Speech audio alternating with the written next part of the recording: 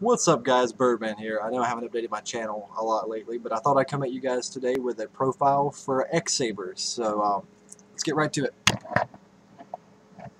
Oh, camera's not wanting to comply. There we go. So I'll go ahead and take a second. I love X-Sabers. I've been playing them for about maybe 2 years now. I still think the deck has a lot of potential with the new ban list. Goyo's back at 1, which is amazing for this deck. So yeah, I'll go ahead and jump right into this. I believe this is a 41 card deck profile. So we're going to play 1 Max C. You could cut this card. I run it because the locals where I go at, this card works really well for giving me enough draw power to kind of, put my plays in order. So, but you can cut it if you want, but I play one of them. Play 1 Crane. Most of the monsters in this deck are level 3. Everything's Earth. Most everything's level 3. So this card lets you pull in so you can go for big exceed play or go for a lot of synchro plays because you have a lot of level 3 tuners here. Play 1 Redox. Like I said, everything in the deck is Earth, so Redox will be your monster reborn. Just discard him and pull stuff back. Rounding out monsters that are not X-Sabers, we play 1 Neospacian Grand Mole. He's your reusable Compulse. He's still level 3. I really love this card. I think this card has a lot more potential than it's being used at right now. I haven't seen a lot of people play Grand Mole, but I love main decking Grand Mole. That does it for monsters that are not X-Sabers. Going into our actual X-Saber lineup, we play 1 X-Saber Airbellum. He's a level 3 Beast Tuner, 16 attack, 200 wall. His effect isn't so great. If he inflicts direct damage with a direct attack, you can make your opponent discard 1 card from their hand, but he's a level 3 tuner. That's pretty much why we run him. And he's another name, so. We play 2 Pashuls. Move this out of the way. X-Saber Pashul is really probably one of my favorite cards in the deck. He is a level 2 warrior tuner, 100 attack, 0 defense. He can't be destroyed by battle. If he's in a face-up defense position during your opponent's standby phase, then you take 1,000 damage, but not being able to be destroyed by battle, you can special summon him with Reinforced Truth during your opponent's turn. This card stops OTKs. It really just kind of throws a wrench into your opponent's plans. I wouldn't play 3. I played 3 for a little while. 3, I got really cloggy. I had too many things, I had too many Pashuls, I should say. And the only thing in the deck that can be double tuned is Gotems, so it just got really cloggy. And then I had to put him in attack, and with only 100, I'm taking damage. If he's in defense, I'm taking damage. I would not play more than 2. Up next, we play 2 X-Saber Full Helm Knights. I love this card. Once while she's face up on the field, when your opponent declares an attack, you can select the attacking monster and negate the attack. She is a level 3 warrior tuner. She has another part of her effect. If she destroys a defense position monster and sends it to the graveyard, you could special summon a level 4 lower X-Saber from your graveyard. But she's only got 13 attack, so you're really never going to get that effect off. Use her for her negate attack effect and then synchro with her or overlay with her. Other than that, I used to play 3 of these also, but I don't know. I never got it where 2 is much more consistent, I should say. Up next, we play 2 X-Saber Emmer's Blade. Emmer's Blade is your floater. When he's destroyed by battle and sent to the graveyard, you can special summon a level 4 or lower X-Saber monster from your deck. Grab Pashul, grab another tuner, grab whatever you need to grab. I would not play more than 2 of him, 2 of him, because otherwise you're just going to have too many floaters. Up next, another level 3. We play 3 X-Saber Dark Soul. Dark Soul moves this deck. He makes this deck do what it's supposed to do. When he's sent from the field to the graveyard, whether it be from battle, card effect, synchroing with him. Unfortunately, he doesn't get it if he's detached, but that's fine. But whenever he's sent from the field to the graveyard, during the end phase, you're able to search out any X-Saber monster. So he lets you stack your hand. And level 3, you can synchro with him. There are a lot of level 6 synchros in this deck. So he is really probably the MVP of the deck. He gets your plays started, and then these next 2 monsters keep your plays moving. We play 3 X-Saber Boggart Knight. I've heard and I've been told I should only play 2 of these guys, but when he's normal summoned, you could special summon an X-Saber monster, or level 4 lower X-Saber monster from your hand. So I don't really know why you'd play 2. I mean, he's your summon engine. And he's a 19 beater. So with 10 key on the field, you have 2,000. With 10 keys on the board, you have 21. Let's see, he's the only level 4 you play.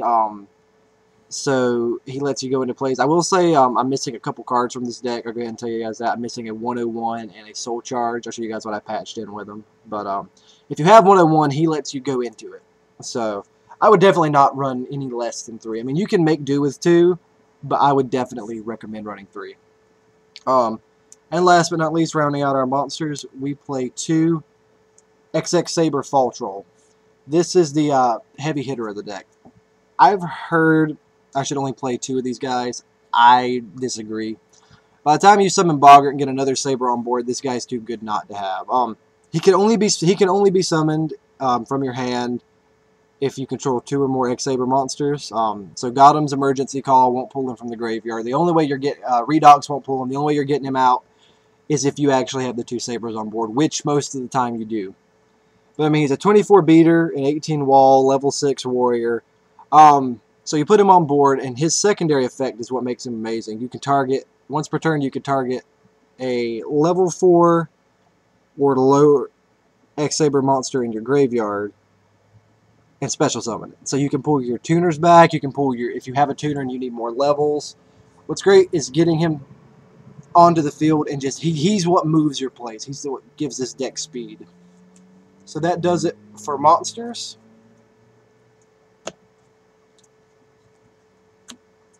Up next, we'll go into spells. Like I said, I am missing a Soul Charge, so I chose to replace it with Forbidden Lance. I highly recommend running Soul Charge in this deck. It makes the deck really fast, really consistent. But it's... Lance is okay. I really like Lance. Definitely Soul Charge would be much better, but that's just what I've patched it with. Up next, we play a Book of Moon. It's Book of Moon. We play 1 Warrior Returning Alive. Really what Warrior Returning Alive is meant to do is grab this guy from the graveyard so you can reuse him. What's really cool is going Boggart into Pashul, dropping Fall Troll, synchroing into Hyunlei, using Fall Troll to grab Pashul back, synchroing into like a Crimson Blader or a Stardust, and then using this, pulling Fall Troll back. And if you have another Saber on board, you can just drop Fall Troll again and bring something else back. This opens up a lot of plays in this deck. And, I mean, you also add Full Helm Knight and Pashul back to your hand. You can pull stuff out of the graveyard. It's just, it's so good. Up next, we play 1 Dark Hole. It's Dark Hole. Play 1 Mind Control. Mind Control in this deck is really good because it just lets you borrow your opponent's monster. So that way you can go for a synchro. And get their problem monster off board. I've been able to use it a lot. Because you play a lot of higher level synchros in this deck. So this card really helps out getting over problem monsters. I would go as far to say as if you play X-Sabers, you need to at least play Mind Control. Up next, we play 2 Reinforcement of the Armies. Lets you search out your Pashul and your Full Helm Knight. And then we play 2 Fire Formation 10 Keys. Lets you search out your Boggart Knight and also gives Gotham a boost. So that does it for spells. And on to the traps. We play 1 D-Prison, 1 Mirror Force. I know the D-Prison right now seems to be better than Mirror Force, but I didn't want to play 2 Mirror Force. I didn't want to play 2 D-Prisons. You guys could edit that however you want. I'd say I'd play 1 of both. So we play 1 Fiendish Chain, stop attacks, negate effects. Play 1 Compulse. It's Compulse. Get stuff off the field. We play 1 Bottomless Trap Hole. We play 1 Reinforced Truth. For those of you that don't know what Reinforced Truth does, special summon 1 level 2 or lower warrior type monster from your deck. You cannot conduct your battle phase the turn you activate this. Use this during your opponent's turn, during their end phase, or whenever they declare a direct attack to put Pashul on board in defense mode.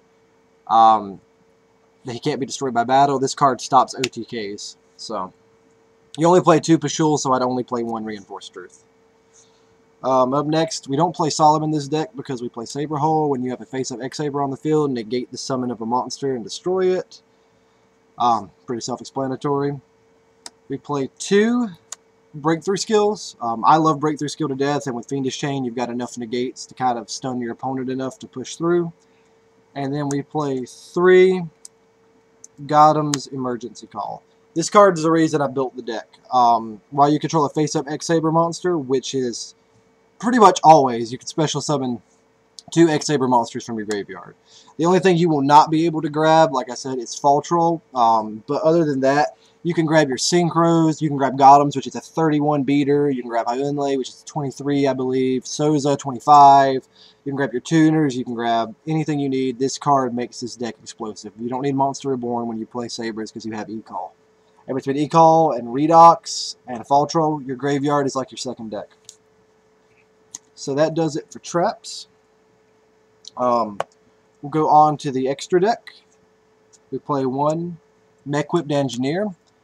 This card, I believe, is really underrated. I know with Burning Abyss is out, it's starting to see a little more play. I love it in pretty much anything that can make level or rank 3s.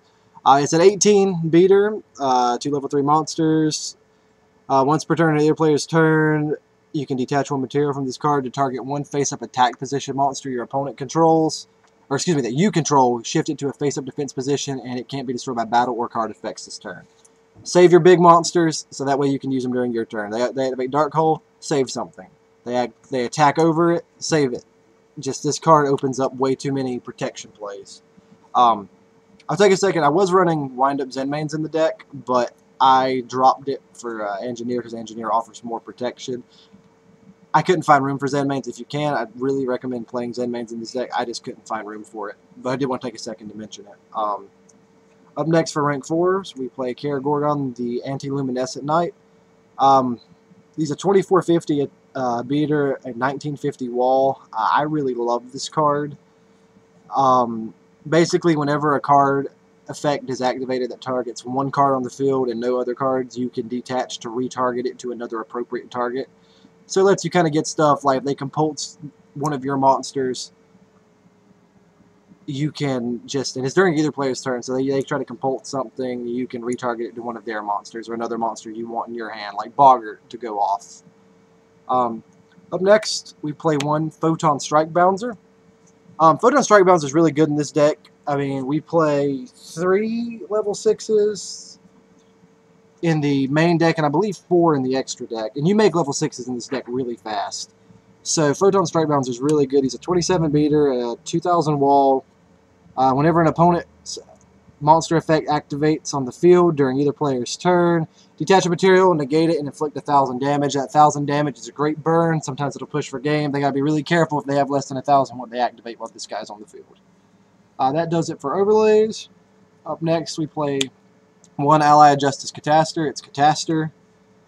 We play 1 Neteria Beast. I love Neteria Beast. It can negate the stuff like Shaddoll Fusion, anything Monarchs are trying to put out. He's just a really good card to run. It can save you from stuff like Dark Hole, Book of Moon, stuff like that. I really enjoy Neteria Beast. For level 6s, we play 1 Celestial Wolflord Blue Cyrus. I really like this card. He's 24,000 or 2,400 attack and 15 defense. When this card on the field is destroyed and sent to the graveyard, target 1 face-up monster your opponent controls, it loses 2,400 attack, so you can drain one of their problem cards. And 24 is a lot to lose on attack, so you can just drain one of their problem cards and then just push right over them. We play 2 X-Saber Hyunlei. You may notice we don't play any MST in the deck because of this guy.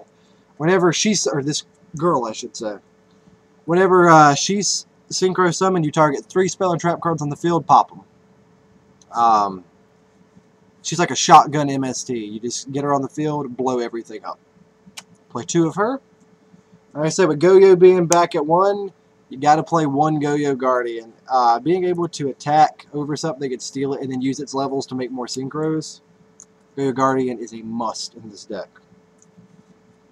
We play 1 X-Saber Souza. Boggart Knight has to be used to synchro an X-Saber monster, so you can't really make Black Rose in this deck. So is this a level 7. He's 24.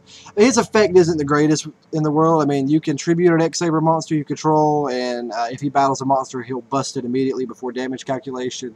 Or you can tribute an X-Saber monster, and during this turn, he's unaffected by trap cards. They're meh effects.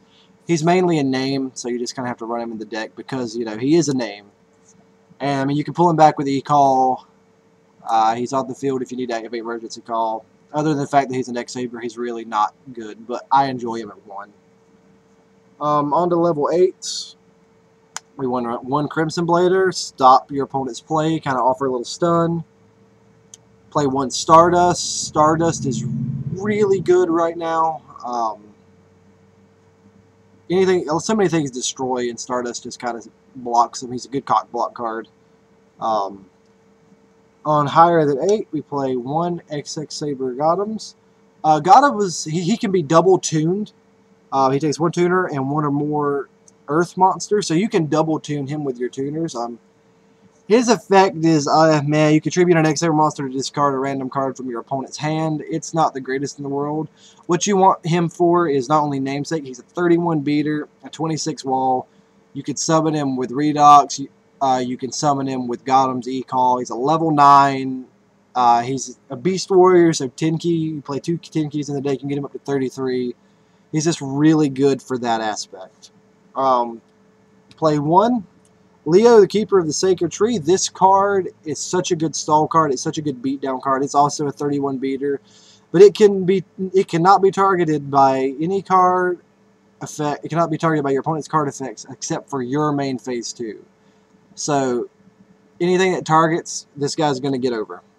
Unfortunately, stuff like Judgment Dragon and Dark Hole is still going to be a little bit of a problem. And rounding out the deck, we play 1 Star Eater. You get pretty high levels in this deck, and just being able to have a level 11 to go into is really good. I like it. I personally prefer Star Eater. I mean, the extra deck could probably use. I mean, you guys could tweak it however you want, but it's definitely something that I like. I think Sabers have a lot of chance in this next format. I don't really have a side deck done. I haven't really took time to build one. The only thing I actually running at the side is DD Crow, Curse of the Forbidden Spell, block Shaddoll fusions, and then just 2 Noblemen a cross out Shaddoll matchup. Other than that, I don't have a side deck. But I will say this deck's done really well for me. I've held up against stuff like Shaddolls, Stella Knights, Gishkis,